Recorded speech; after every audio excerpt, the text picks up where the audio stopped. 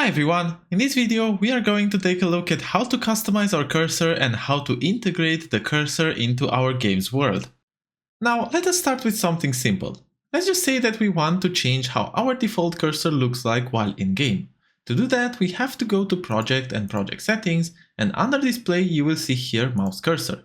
This mouse cursor has a property that's called Custom Image, and this basically allows us to set the cursor to any image that's up to 256 by 256 pixels.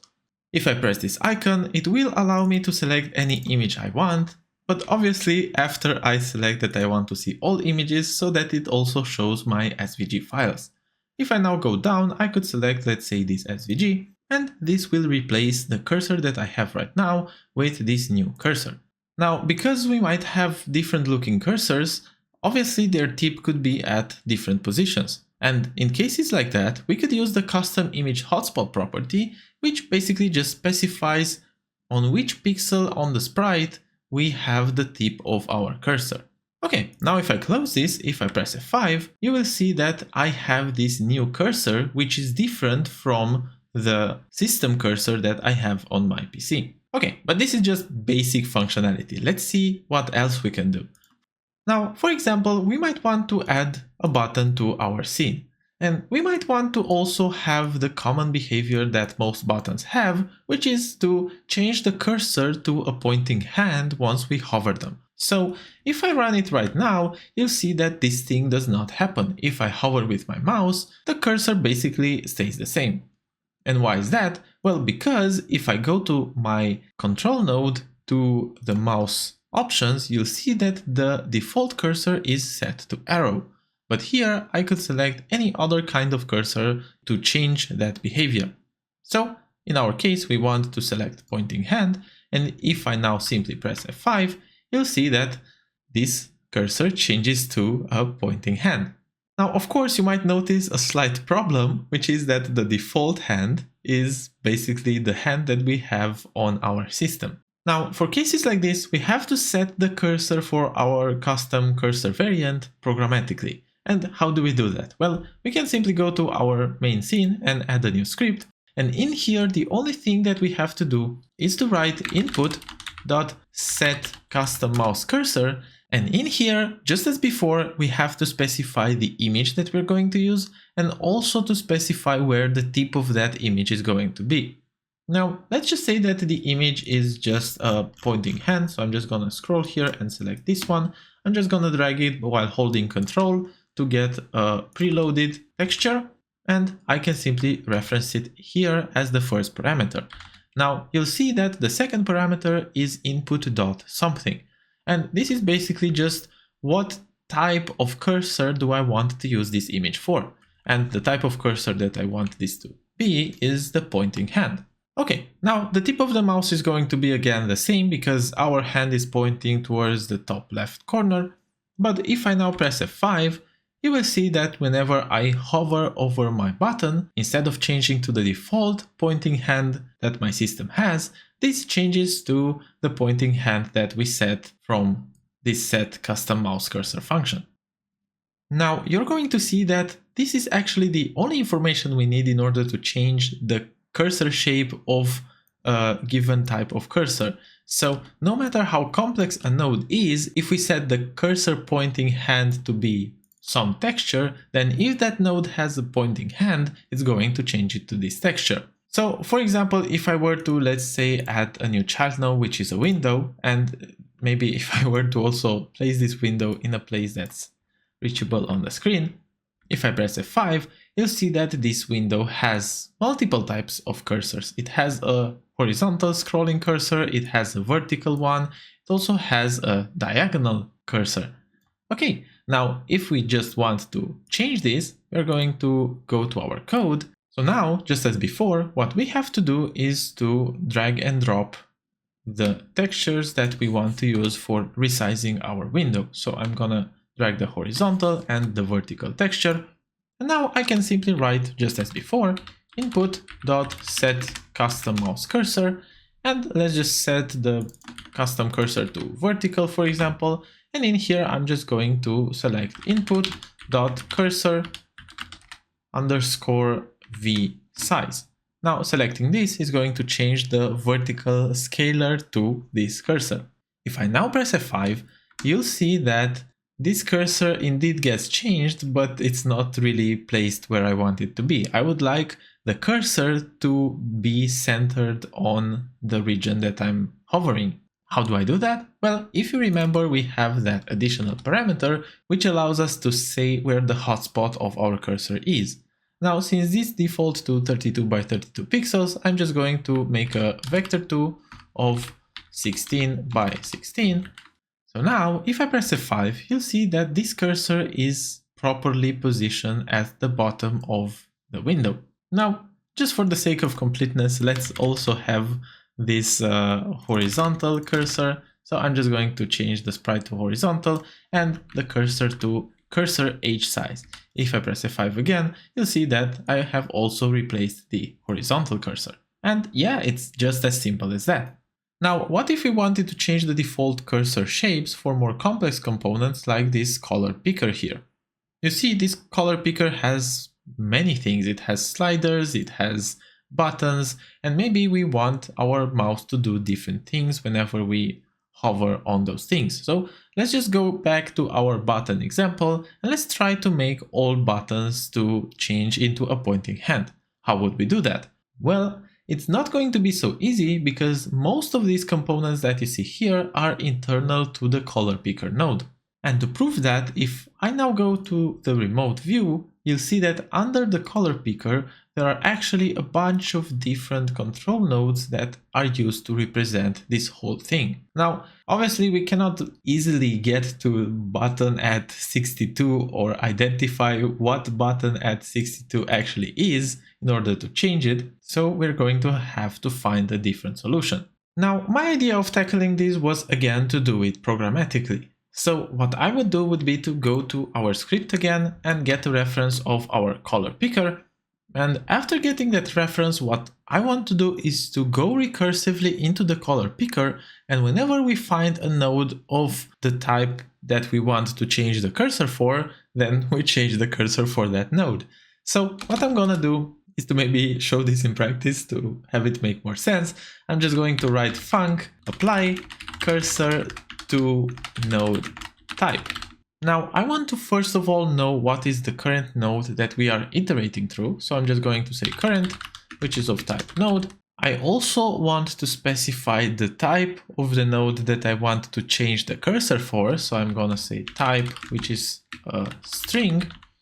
And finally, I also want to specify the cursor shape that I'm going to assign to the node of that type. So I'm going to write cursor, which is input.cursor shape. Now, what I'm going to do is exactly what I said. I'm going to iterate over each of the children of the current node. So I'm going to write for child in current.getChildren. And in here, if the child is of the type that I requested, so if child.getClass equals to type, then what I can do is to simply set the mouse default cursor shape. And that property can be found on any control node. So you could see here, for example, is the mouse default cursor shape property. So I could just say child.mouse default cursor shape equals to what? Well, it's going to be equal to this cursor.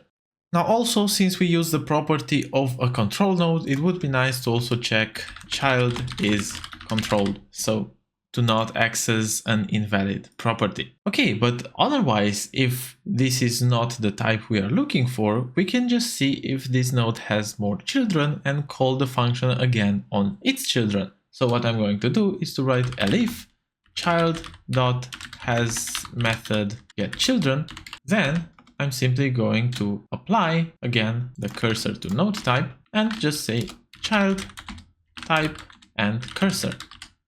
Okay, so right now I would normally say that we are done. However, we also have to take into account the fact that we are working with the color picker.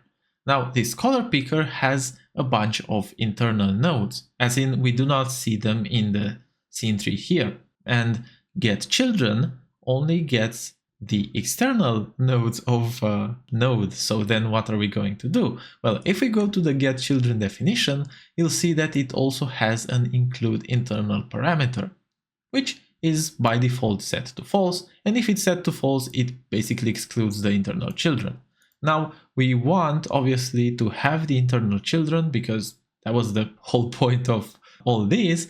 So what I'm going to do is to just define a const and let's call it internal children, and let's make it true, and let's assign this const here as a parameter. Now, if I save and if I press F5, we should be doing nothing actually because we didn't actually call the function. But now if we call the function, what is the current node? Well, the current node is going to be the color picker. What is the type that we are looking for? Well, we said that we want to look for nodes of type button, and we want to change the cursor shape of that type of node to what? Well, to input dot pointing hand. Okay. So if we change this to input cursor pointing hand, hopefully now if we hover, if we hover on the color picker, it's a pointing hand. If we hover on the swatches drop down, it's a pointing hand. And if we hover on anything that has been used as a button in our color picker, you'll see that we have this pointing hand. And yeah, what's really good about this function is that it is pretty generic. So for example, we could, instead of button, simply select an H slider. And if I press F5, now you'll see that the buttons no longer have the pointing hand, but if I hover the sliders, they have the pointing hand, which is pretty neat. Okay, but up until now we only learned how to change the cursor shape for control nodes. But what if, for example, we wanted to change, for any reason, our cursor to a pointing hand whenever we hover on this sprite? Well, for control nodes, it was very simple because we had this mouse default cursor shape property, which we could change at any time. However, for the sprite, there is no such thing. So then how would we go about this? Well, what I found was that the easiest solution and the one I was most comfortable with was adding an area 2D to our object that we want to hover. And for example, if I add here an area 2D, and if to this area 2D I also add the collision shape 2D, I can now drag and drop this icon here and save everything as a separate scene. I can call this scene anything, maybe hoverable area, I guess. And if I press save, I can go to this scene. Maybe let's reset the position of this as well. So transform and reset everything. Okay, and also we have to add a rectangular shape to our collision shape and make it as large as the sprite.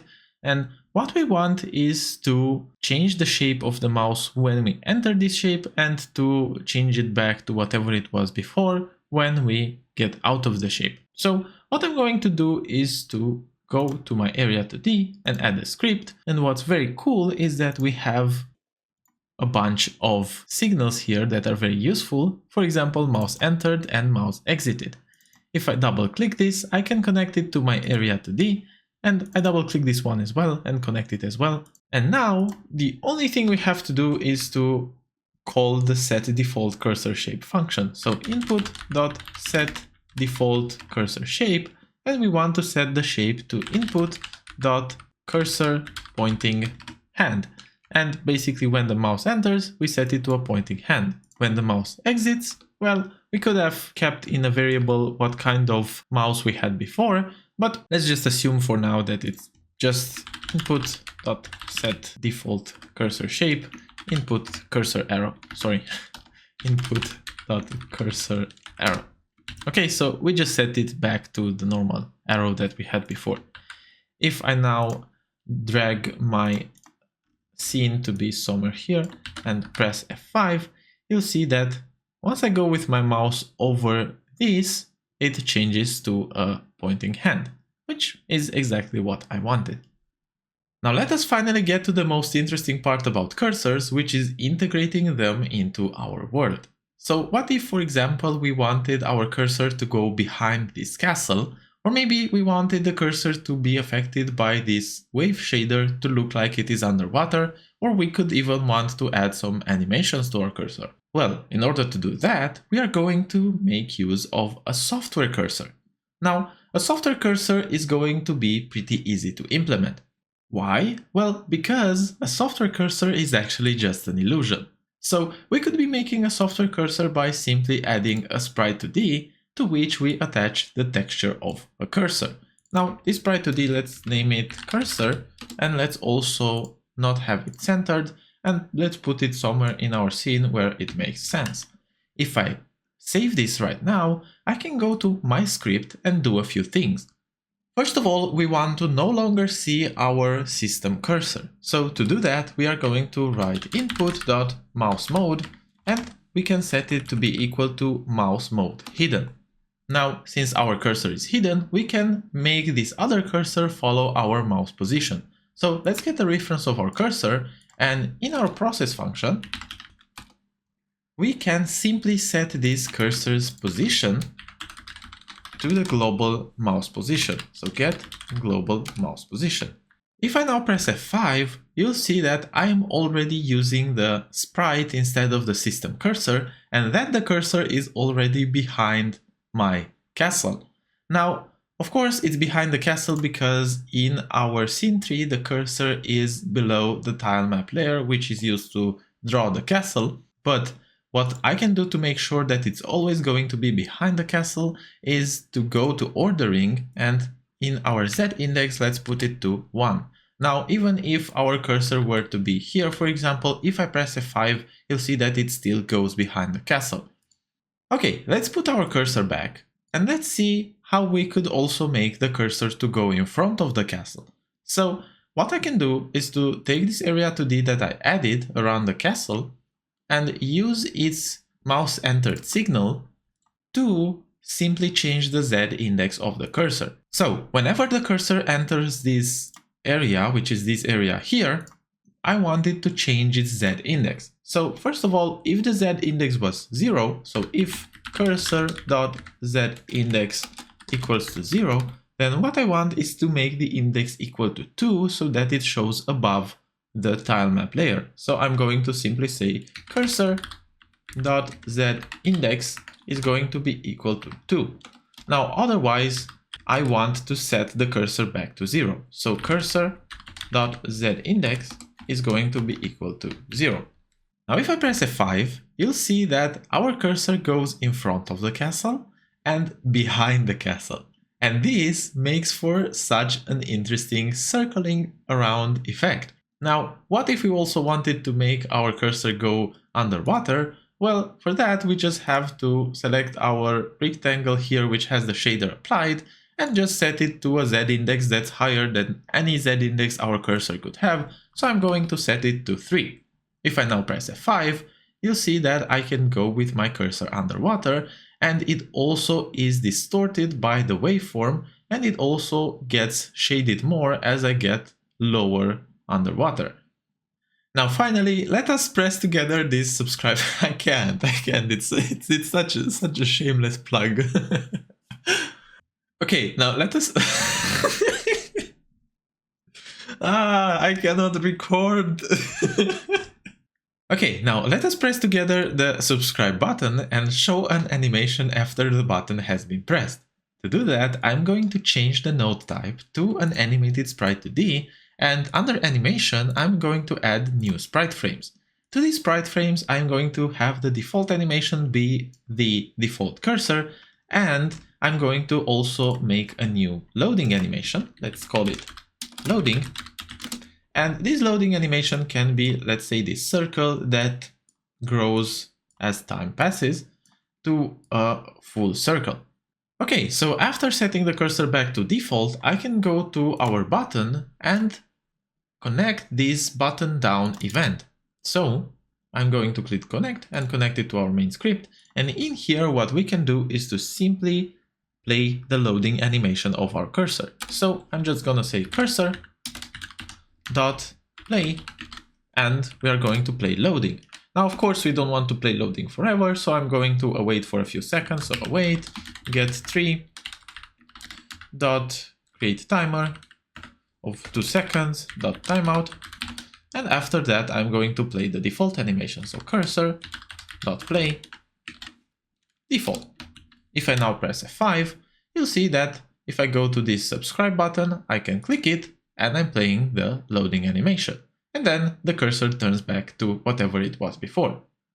Okay, but if a software cursor is so good, then why would we ever use a hardware cursor again?